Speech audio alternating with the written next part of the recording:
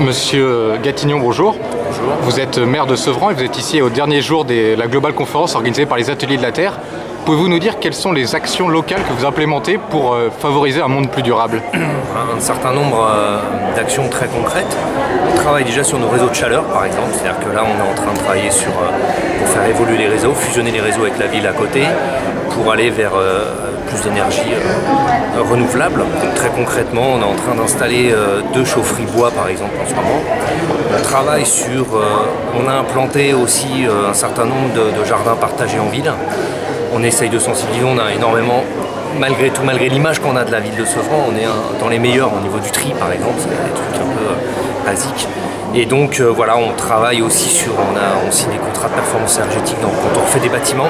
Et on essaye, dans le cadre de la rénovation urbaine, à fond avec les bailleurs sociaux, de travailler sur les questions des énergies et notamment des passoires énergétiques, que sont aujourd'hui un certain nombre d'immeubles à la fois collectifs et individuels pavillonnaires.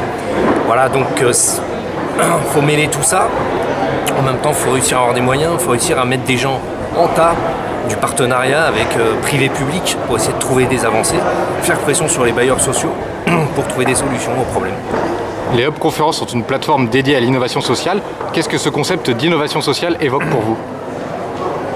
Pour moi, l'innovation sociale, j'allais dire, c'est... Enfin, pour moi en tant que maire, quand on essaye d'innover socialement, si c'est dans ce sens-là, c'est comment on arrive aussi à faire que les gens s'investissent et prennent en main toutes ces questions.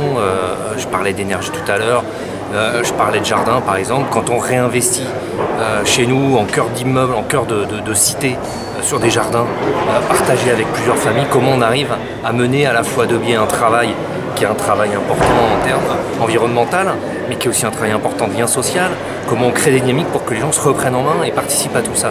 Pour moi, c'est la même chose que quand on travaille sur le tri, quand on travaille sur, y compris tous les enjeux qu'il y a autour, de la performance énergétique des appartements, on n'y arrive que si on arrive à mobiliser les citoyens et à faire en sorte que les gens se prennent en main. Voilà, l'innovation sociale, c'est réussir à trouver des solutions aussi simplement, très concrètement, avec les citoyens sur le terrain.